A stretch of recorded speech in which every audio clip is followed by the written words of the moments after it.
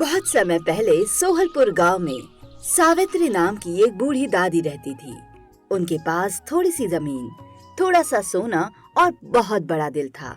उनका बेटा मोहन सीधा साधा और मेहनती था। सावित्री हर सुबह भगवान गणेश की पूजा करती थी। जय गणेश जय गणेश, जय गणेश देवा, माता जाकी पार्वती, पिता महादेवा। मोहन मुस्कुराते हुए आता है। माँ, आपकी आरती सुनकर तो पूरा घर मंदिर बन जाता है। तू खुश रहे बेटा, यही मेरी पूजा है। घर में सादगी थी मगर शांति थी, पर इस शांति के पीछे एक तूफान पल रहा था। मोहन की पत्नी कमला बहुत ही लालची औरत थी।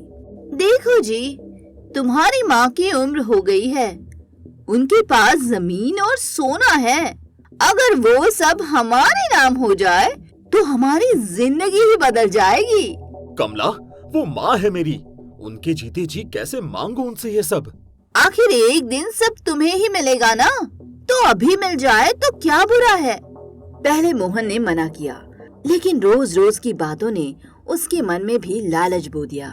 फिर कमला ने मोहन के कान में एक तरकीब बताई और अब अचानक मोहन और कमला सावित्री की बहुत ज्यादा सेवा करने लगे। मीठी बातें, दवाई, प्यार।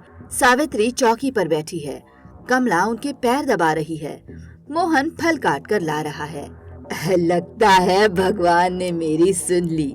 मेरा बेटा तो अच्छा ही था, अब बहू भी अच्छी हो गई है। अब तो मैं गंगा नहा ली। अरे माँ जी, आप ऐसा क्यों कहती है? आपका आशीर्वाद है तभी तो घर में सुख है। माँ, अब आप कोई काम मत किया करो, बस आराम किया करो। भोली सावित्री को क्या पता था, ये प्यार नहीं एक योजना थी। मीठे शब्दों के पीछे छुपा था लालच। एक दिन सावित्री थाली में खाना खा रही है। मोहन हाथ में फाइल लेकर आता है। माँ, बस एक कागज पर साइन कर दो, सरकारी काम है। सोच रहा हूँ आपके नाम पे एक और जमीन ले लो, आपके नाम से रहेगा तो शुभ होगा। अरे तुझ जैसा बेटा पाकर तो मैं धन्य हो गई। भगवान तुझे हमेशा खुश रखे। माँ जी, आजकल कागजी काम बहुत ज्यादा होते हैं, ये सब संभाल लेंगे। आप तो अंगूठा लगा दीजिए। सावित्री बिना पढ़े ही अंगूठा लगा देती है। भोली माँ ने विश्वास के नाम पर अपनी पूरी दुनिया सौंप दी। जैसे ही कागज साइन हुए, मोहन और कमला एक दूसरे को देखते हैं। उनकी मुस्कान बदल जाती है। अब सब हमारा है। हाँ, अब कोई चिंता नहीं। अगली सुबह सावित्री रसोई में जाती है। माँ जी, आप आराम कीजिए, रसोई में आने की जरूरत नहीं, जो मैं बनाऊंगी खा लिया करो। लेकिन वो मोहन को मेरे हाथ की खीर खाने का मन था, बहुत दिनों से बनाई नहीं, तो सोचा आज। अरे माँ जी, महंगाई इतनी बढ़ गई है, उसमें दूध, शक्कर, मेवा सब बहुत महंगा पड़ेगा, अब रहने दीजिए। सावित्री उदास मन से चली जाती है। धीरे धीरे सावित्री की खाने की थाली छोटी हो गई और बातों में मिठास गायब हो गई। कुछ दिन बाद, बेटा आज दवाई खत्म हो गई। हर दिन दवाई? इतना खर्चा कहाँ से आएगा माँ? आपकी तो अब उम्र हो गई है, लेकिन मुझे तो देखना है ना अपने परिवार को। यूं बेफिजूल खर्च नहीं कर सकता मैं। सावित्री चुप हो जाती है। जिस माँ ने अपना सब कुछ बेटे के नाम कर दिया, अब उसी घर में वो बोझ बन गई थी। अब चांद में ग्रहण लग गया था। अब खाना कम और ताने ज्यादा हो गए थे।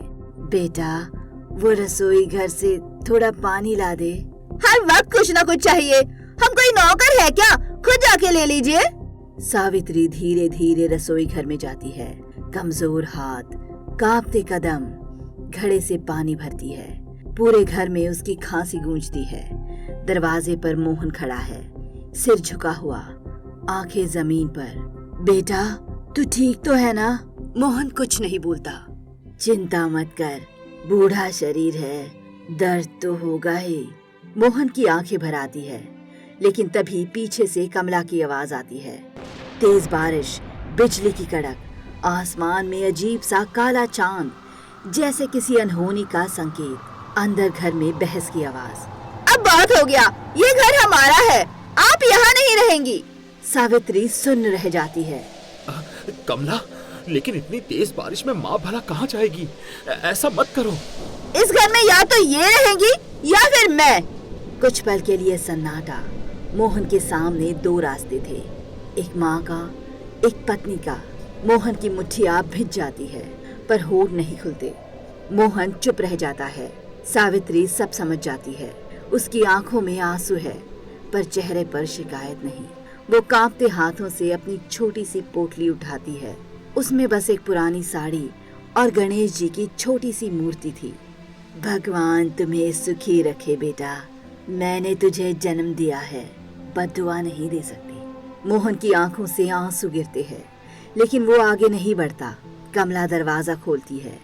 तेज हवा अंदर आती है, दिया बुझ जाता है। सावित्री धीरे धीरे बारिश में बाहर निकलती है। दरवाजा जोर से बंद हो जाता है। धड़ाम। जिस घर से माँ का आशीर्वाद चला जाए वहाँ सुख नहीं, सिर्फ अंधेरा बचता है। कुछ देर बाद चलते चलते सावित्री रास्ते में गिर पड़ती है। आसमान में चांद काला पड़ जाता है। तभी एक गरीब भिखारी पास आता है। माँ, इतनी रात में अकेली? अब मेरा कोई घर नहीं बेटा। भिखारी मुस्कुराता है। अचानक तेज हवा चलती है। उसके पीछे भगवान गणेश की दिव्य छवि चलती है। जिसका दिल साफ हो उसके लिए भगवान खुद रास्ता बनाते हैं। वह एक केला देता है। इसे अपने पास रखना, जब भी दुख आए इससे बात करना। पल भर में वो गायब हो जाता है। सावित्री एक पेड़ के नीचे बैठी है। सूरज की किरणें पड़ती है। अचानक केला चमकने लगता है। डरो मत माँ, मैं तुम्हारी मदद करने आया हूँ। कौन बोल रहा है? मैं जादुई केला हूँ और काले चांद का रहस्य अब खुलने वाला है। आसमान में फिर से काला चांद दिखाई देता है। दूर कहीं राक्षस की हंसी गूंजती है। जिस घर में लालच हो वहाँ अंधेरा ही अंधेरा होगा। इधर गांव में उसी दिन एक गरीब भिखारी काम मांगने मोहन के घर आया। दरवाजे पर खड़ा दुबला पतला आदमी। मालिक, काम दे दीजिए। कमला की आंखों में चमक आ जाती है। देखो, सस्ता मजदूर मिल गया। ठीक है, खेत संभाल सकता है। मालिक, मेहनत मेरी पूजा है। कमला ने उसे खेत में दिन रात काम करवाया। धूप, बारिश, ठंड, वो बिना शिकायत काम करता रहा। धीरे धीरे सूखे खेत हरे हो गए। फसल लहलहाने लगी। पैसा आने लगा। गांव वाले हैरान। अरे, इनके खेत तो सालों से बंजर थे और अचानक इतनी तरक्की कैसे हो गई? मोहन और कमला अब काम करना छोड़ चुके थे। आराम की जिंदगी, नए कपड़े, नए बर्तन। देखा, किस्मत बदलते देर नहीं लगती। उन्हें क्या पता था, ये तरक्की नहीं, एक परीक्षा थी। वही दूसरी तरफ पेड़ के नीचे बैठी सावित्री केले से बात करती है।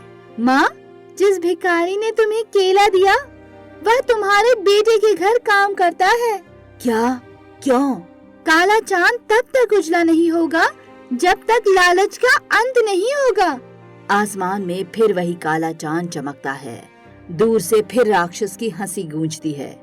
रातें अब सामान्य नहीं, चांद अभी काला, कभी धुंधला दिखने लगा, जैसे आसमान भी किसी पाप का गवाह हो। सावित्री पेड़ के नीचे बैठी थी। उसके हाथ में वही जादुई केला हल्का हल्का चमक रहा था। माँ, समय करीब है, सच सामने आएगा। एक रात जंगल में अचानक हवा थम जाती है। पत्ते स्थिर हो जाते हैं। सावित्री देखती है, वही भिखारी उनके सामने खड़ा है। तुम फिर आ गए बेटा। अचानक उसके पीछे तेज प्रकाश फैलता है। दिव्य आभा, शंखनाद जैसी ध्वनि। वो कोई साधारण भिखारी नहीं, वो स्वयं लॉर्ड गणेश थे। सावित्री, चिंता मत करो, न्याय अवश्य होगा। जिसने तुम्हारा अपमान किया है वो अपने कर्मों का फल पाएगा। प्रभु, उन्हें दंड मत दीजिए, बस उन्हें सही रास्ता दिखा दीजिए। यही तुम्हारी महानता है और इसी कारण तुम मेरी भक्त हो।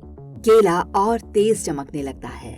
उस रात चांद और भी काला हो गया, क्योंकि अब न्याय की शुरुआत होने लगी थी। उधर उसी रात मोहन और कमला गहरी नींद में थे। अचानक घर से आवाज आती है, धड़ाम।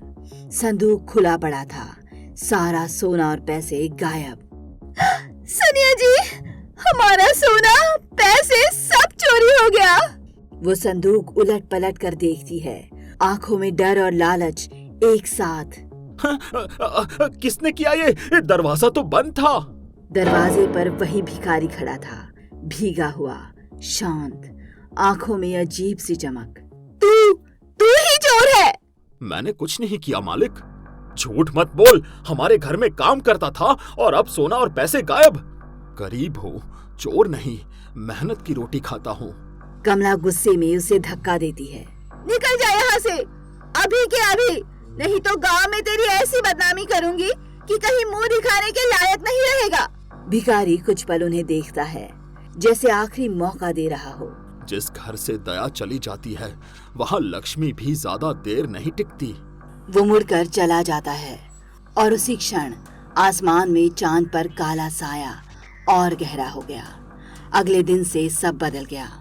हरे खेत सूखने लगे, बालियां झुक गई, धरती फटने लगी, पैसा खत्म, उधार बढ़ता गया, बीमारी ने घर घेर लिया। ये क्या हो रहा है? सब कुछ क्यों बर्बाद हो रहा है? सब कुछ हाथ से निकलता जा रहा है। ये कोई बद्दुआ है, कोई श्राप। गांव वाले अब उनके घर की ओर देखना भी नहीं चाहते थे। जिसने अपनी माँ को निकाला, उसके घर सुख कैसे टिकेगा? भगवान सब देख रहा है। धीरे धीरे सब चला गया, घर, खेत, इज्जत, सिर्फ पछतावा बचा। हताश होकर वे तांत्रिक के पास चले गए। दिए टिमटिमा रहे थे, चारों ओर धुआं, मंत्रोच्चार गूंज रहा था। तुम्हारे ऊपर काला साया है, काला चांद नाराज है। उसे कैसे शांत करें बाबा, हम सब कुछ देने को तैयार है। काले चांद की गुफा में जाओ, वही समाधान मिलेगा। पर वो समाधान नहीं, एक जाल था। तांत्रिक की आंखों में क्षण भर के लिए लाल चमक दिखाई देती है। अंधेरी गुफा, ठंडी हवा हड्डियां जमा देती है, दीवारों पर परछाइयां। जैसे ही वे अंदर बढ़ते हैं, गुफा का मुंह अपने आप बंद हो जाता है। दरवाजा बंद हो गया। अचानक जमीन कांपती है, पत्थर गिरते हैं, धुएं के बीच एक विशाल राक्षस प्रकट होता है। लाल आंखें, भारी शरीर, हाथ में त्रिशूल जैसा हथियार। लालच करने वालों का यही अंजाम होता है। कौन हो तुम? मैं काला चांद का रक्षक हूँ। मैं उन लोगों की आत्मा को कैद करता हूँ जो माँ का अपमान करते हैं, जो विश्वास तोड़ते हैं। हमें माफ कर दो, हमसे गलती हो गई। गलती नहीं, पाप, और पाप का दंड भुगतना ही पड़ता है। वो अपना हथियार जमीन पर मारता है, जंजीरें निकलकर दोनों को जकड़ लेती है। गुफा में उनकी चीखें गूंज उठी और बाहर आसमान में काला चांद पूरी तरह काला हो गया। गुफा का दरवाजा बंद हो जाता है। दोनों कैद। हमें बचा लो, हमसे गलती हो गई। लेकिन कर्मों का हिसाब तुरंत नहीं मिटता, उसे स्वीकार करना पड़ता है। वही जंगल में सावित्री, केला चमकता है। माँ, समय आ गया है, अब निर्णय आपका है। आसमान में काला चांद कांपता है, जैसे स्वयं न्याय का समय आ गया हो। जंगल में बैठी सावित्री देखती है, उसके हाथ में रखा जादुई केला अचानक सूखने लगा, पत्तियां मुरझाने लगी, हवा रुक गई, चांद पूरी तरह काला हो गया। सावित्री की आंखों में समझ आ जाती है, हे प्रभु, अब समय आ गया है ना। अचानक केला तेज चमकने लगता है, उसके भीतर से दिव्य प्रकाश निकलता है। धरती कांप उठती है। उस प्रकाश से प्रकट होते हैं स्वयं लॉर्ड गणेश। प्रभु, मेरे बेटे को बचा लीजिए, उसने गलती की है पर वो बुरा नहीं है। ममता ही सबसे बड़ी शक्ति है। आज उसी शक्ति से काला चांद मिटेगा। गणेश जी गुफा में पहुंचते हैं। राक्षस दहाड़ता है, कौन है जो मेरे क्षेत्र में आया है? जहाँ न्याय है वहाँ मैं हूँ। गुफा कांप रही है, दीवारें दरक रही है। काला चांद अपनी चरम अंधकार अवस्था में है। राक्षस अपने त्रिशूल जैसी भयानक गदा घुमाता है। मैं लालच हूँ, मैं हर इंसान के मन में रहता हूँ, मुझे कोई देवता नहीं हरा सकता। वह गदा पूरी शक्ति से गणेश जी की ओर फेंकता है। गदा आग की लपटों में बदलकर आगे बढ़ती है। लालच कभी शक्ति नहीं, कमजोरी है। गणेश जी अपने एक दांत से प्रकाश की किरण निकालते हैं। वह किरण गदा से टकराती है। भीषण विस्फोट होता है। गुफा हिल जाती है। राक्षस फिर छलांग लगाकर हमला करता है। धरती फटती है। आग की लपटें उठती है। गणेश जी रस्सी फेंकते हैं। राक्षस को बांध लेते हैं। जिसके दिल में सच्चाई नहीं, उसकी शक्ति टिकती नहीं। गणेश जी हल्के से हंसते हैं। वो हंसी शांत, निर्मल, दिव्य। गुफा में वही हंसी गूंजती है। राक्षस अचानक अस्थिर हो जाता है। नहीं, ये हंसी, ये सच्चाई, ये मुझे जला रही है। छोड़ो, मुझे छोड़ दो। राक्षस जलने लगता है। उसकी शक्ति समाप्त हो जाती है। वो धुएं में बदल जाता है। मोहन और कमला की जंजीरें टूट जाती है। हमें माफ कर दीजिए, हमसे बहुत बड़ा पाप हुआ है। क्षमा तभी मिलेगी जब हृदय से पश्चाताप होगा। वे दोनों गांव लौटते हैं, लेकिन वहां एक सन्नाटा है। गांव वाले बताते हैं, तुम्हारी माँ सावित्री शांति पूर्वक प्रभु को प्यारी हो गई। मोहन जमीन पर गिर पड़ता है। माँ, एक बार माफ कर दो माँ। उसी क्षण जंगल में वह केले का पेड़ गायब हो जाता है। कुछ महीनों बाद कमला गर्भवती थी। समय आया, पुत्र जन्म। बच्चे की आंखों में वही करुणा, वही शांति, वही मुस्कान। गांव वाले धीरे से बोले, दादी वापस आ गई है। समय बीत चुका है। मोहन और कमला बदल चुके हैं। वे अब विनम्र जीवन जी रहे हैं। एक सुबह दरवाजे के सामने अचानक हल्की सी धरती कांपती है। मिट्टी फटती है और वहीं से एक छोटा सा केले का पौधा निकल आता है। कमला हैरान है। मोहन धीरे धीरे पास जाता है। पौधे की पत्तियां चमक रही है। हवा में वही जानी पहचानी मधुर आवाज गूंजती है। जिस घर में सच्चा पश्चाताप और ममता लौट आए, वहां मैं फिर जन्म लेता हूँ। मोहन की आंखें भर जाती है। वह घुटनों पर बैठकर पौधे को छूता है। फिर रात में आसमान में चमकता हुआ चांद दिखता है और दूर कहीं सुनाई देती है गणेश जी की मधुर हंसी।